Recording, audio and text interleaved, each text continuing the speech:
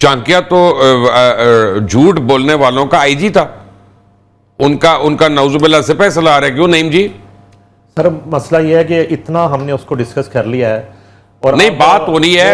ایک نہتی ریشم سے وہ ڈر گیا ہے اور اس کی نیندیں ریشم نے حرام کر دی ہیں اس نے. مبشر صاحب یہ اس کا روزگار ہے جھوٹ بولنا، اور سب سے زیادہ یہ 3-4 کردار ایکسپوز ہوئے ہیں اور یہ زندگی بھر میرا نہیں خیال کہ انڈین جو ہے ایک ویور ہے وہ ان کی کسی بات پہ ٹرسٹ کرے گا. چلیں جی ارنب گوسوامی کچھ نام میں لے لیتا ہوں، سفینہ کچھ نام میں لے لیتا ہوں. آفتاب اقبال ہو، وہ عمران ریاض ہو، وہ عادل راجہ ہو، وہ حیدر مہدی ہو، وجاہت خان ہو، ان ساروں کے اوپر تو قوم لعنت بھیج ہی رہی ہے. محیط پیرزادہ پہ تو خیر اس کے مرے ہوئے ماں باپ بھی لعنت بھیجتے ہوں گے بیچارے جن کو اس نے مارا. تو یعنی باقی اور لوگ بھی ان کے علاوہ کہ صرف یہی لوگ ہیں؟ آپ مجھے بعد میں نام بھیج دیجئے گا، اب میرا کام ہے کہ وہ مارخور تک آگے پہنچانا. میں یہاں کچھ کہنا چاہتی ہوں کہ جن کے آپ نے نام لیے، جب 4 گھنٹے میں وہ 5 گھنٹے میں فیصلہ ہو گیا کہ جنگ پاکستان جیت گیا ہے، الحمدللہ انٹرنیشنل میڈیا نے ہر جگہ پاکستان کی بات شادیانے بجا دیے، اور میں فخر محسوس کرتی ہوں کہ ہمارے سر جو بلند کیے ہیں وہ میری پاک فضائیہ نے سلامت رہے، جو اپنی ہتھیلی پہ اپنی جان لے کر گئے اور پاکستان کا دفاع کیا اور پاکستان کی عزت کو بڑھایا پوری دنیا میں. لیکن جب ہم جنگ جیت گئے تو جن کے آپ نے نام لیے اینکرز کے، ان کی میں نے کچھ ویڈیوز دیکھی، ان کے رنگ پیلے پڑے ہوئے تھے، زرد تھے، ایسا تھا کہ جیسے خوشی نہیں مر گئی. یہ دیکھیں کہ جنگ ہم جیتے کیوں ہیں، سب کٹ گیا نا. کوئی مجھے تو اس بات کا دکھ ہے کہ آج آپ اینکر کہلانے کے اگر لائق ہیں، قابل ہو، تو پاکستان کی وجہ سے یہ عزت ملی، جو شہرت ملی، ایون جو آپ کے پاس دولت ہے وہ پاکستان کی. اگر باہر ہیں اتنے عرصے سے ہیں، اتنے اسٹیبلش اینکر ہیں، باہر ذرا بی بی سی میں جاب کر کے دکھا دیں نا، اسکائی نیوز میں کر کے دکھا دیں، سی این این میں لے کے دکھا دیں. اتنے پڑھے لکھے آدمی کے خلاف آپ بات کرتے ہیں، انہوں نے آپ کے سر جو پوری دنیا میں بلند کی ہیں، پوری ہماری جو امت مسلمہ ہے. ٹرمپ مان گیا اب تو، جو کہ کسی کو مانتا ہی نہیں، وہ مان گیا. تو شرم کرنی چاہیے. آپ ابھی بھی پاکستان کے حق میں، پاکستان کے افواج کے حق میں نہیں بات کریں گے؟ کیوں سفینہ؟ سن لی آپ نے دونوں کی باتیں. نہیں آپ نے بہت اچھا کیا، آپ نے نام لے دیا. جب آپ جیسے سینئر لوگ بیٹھے ہوئے تو میں نے سوچا کہ آپ لوگ بول رہے ہیں تو بہت ہی اچھا بول رہے ہیں. مجھے یہ بتائیں کہ یہ جب لوگ کہتے ہیں نا کہ فنکار کی کوئی سرحد نہیں ہوتی، صحافی کا کام نہیں ہوتا کہ وہ کسی کی سائیڈ لے، کیوں نہ سائیڈ لے. سب سے پہلے میں کون ہوں؟ میں پاکستانی ہوں. فنکار نے عزت کہاں سے کمائی؟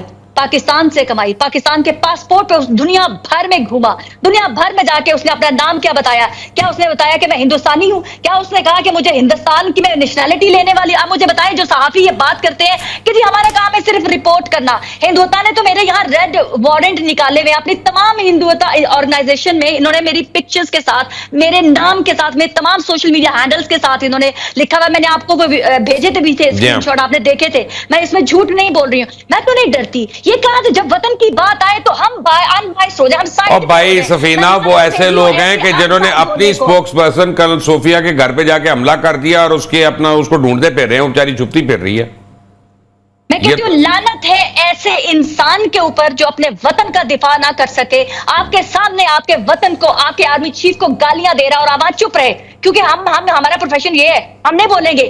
آپ کو پتہ ہے کہ سب سے زیادہ آپ کو بائے کیسے کیا جاتا ہے؟ ہمارے فنکاروں کو خریداری کہا جاتا ہے. 1% کا چھوٹا سا رول آپ کی فلم میں وہ دلوا دیتے ہیں، ساری زندگی کے لیے آپ کو وہ خرید لیتے ہیں اور وہی سوچ وہ باقیوں کے اندر ڈال دیتے ہیں کہ کبھی نہ کبھی ہم بھی آپ کے سامنے ہڈی ڈالیں گے. آپ نے ہمارے خلاف نہیں بولنا. آپ مجھے یہ بتائیں کہ ان کا ایک شخص اٹھ کے اس نے کیوں آپریشن سندور کی ٹویٹ کی یا نہیں کی؟ وہ ڈرے؟ وہ ان کے جذبے میں لرزش آئی؟ نہیں آئی. تو ہمارا پاکستانی جب یہ بولے کہ نہیں میں فنکار ہوں، میں لعنت بھیجتی ہوں ہر اس فنکار کے اوپر جو کہتا ہے میں فنکار ہوں. تم پھر وہ فنکار ہو جو پھر تم کسی گلی کا بن کے تمہارے گلے میں ووٹ ڈال کے پھروانا چاہیے کہ تمہاری سرحد نہیں ہے. پھر تم پاکستان کو چھوڑو اور جو بھارت میں میجر عدنان سمیع آپ کو یاد آ رہا ہے؟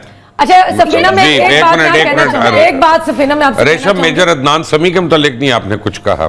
میں بھی کہتی ہوں وہ تو یہ جو پہلگام کا جو فیک جو بھی انہوں نے پلانڈ جو اٹیک وہ سارا کیا، اس کے بعد ہمارے پاکستانی فنکاروں نے آپ نے وہ پورا سوشل میڈیا اٹھا کے ہندوستان کا دیکھیں جہاں پہ ہمارے ایکٹر جو ان کے ملک کے لیے کام کر رہے تھے انہوں نے کنڈیم کیا اور جب آپ کے ملک پہ اٹیک ہوا، آپ کے ملک میں جنگ شروع ہو گئی، اس جذبے کو انسٹیکیٹ کیا کہ یہ ہماری ان کی فوج یہ کرنے جا رہی ہے، ہم یہ کرنے جا رہے ہیں، اس پہ فوکس کرو آپریشن سندور پہ. یہ وہ جذبہ تھا جو انہوں نے دکھایا. ہمارے فنکار دو کوڑی کے ایک رول کر لیتے ہیں، اس کی آس میں ساری زندگیاں. دیکھیں آپ ماشاءاللہ ہماری پاکستان کے سپر اسٹار ہیں، ہم نے آپ کو دیکھا، اللہ تعالیٰ نے آپ کو کسی چیز کی عزت میں کمی چھوڑی. آپ ہماری لیکن سفینہ یہ جو عزت ہے میرے پاس جو سب کچھ دیا ہے نا، جب وطن کی بات آئی تو آپ اور بھائی اپنا وہ پاکستان کی وجہ سے ریشم ہے نا، میں پاکستان کی وجہ سے ہوں، نیپال کی وجہ سے تو نہیں ہے نا.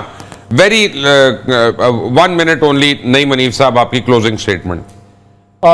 میں سمجھ سکتا ہوں، ظاہر ہے کہ ایک فنکار جو ہے جب اس کے اندر اتنا جذبہ آتا ہے تو پھر اس کا دل دکھتا ہے جب وہ رویے دیکھتا ہے اپنی برادری. میں نے آپ کو آپ کے کل پوڈ کاسٹ پہ ایک بات کی تھی، نہیں آپ کو یاد ہے؟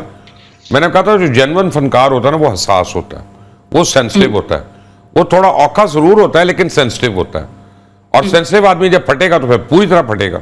سر میں تو اسی جملے پہ ختم کروں گا بات کو کہ ایک ہی اولاد ہے، اس میں حلال کون ہے اور حرام کون ہے یہ فرق جو ہے بالخون بتا دیتا ہے.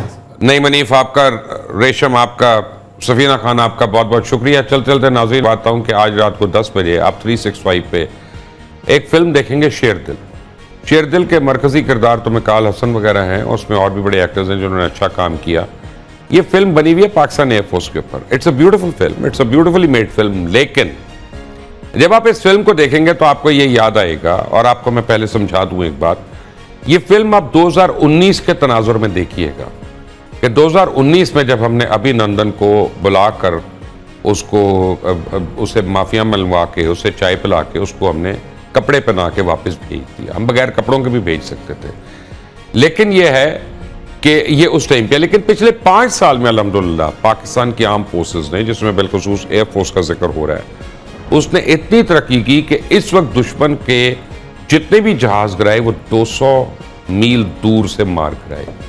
تو between 2019 and 2025 EW electronic warfare اور سائبر وارفیئر جو ہے وہ ان اٹس پیک تھی.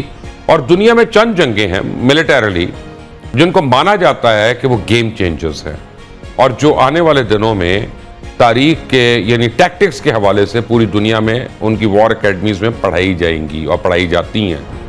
جس میں آپ کو بتاؤں سب سے پہلے جنگ بدر ہے، بڑا میجر اس نے ایک شفٹ کیا تھا جنگ بدر نے. اس دا بیٹل آف یرموک ہے، اور اس نے اپنا ٹیکٹیکلی بہت امپورٹنٹ بیٹل تھی. پھر اور بڑی ہیں، بینی ویسٹ کی تو کہانیاں اس سے بھری پڑی ہیں.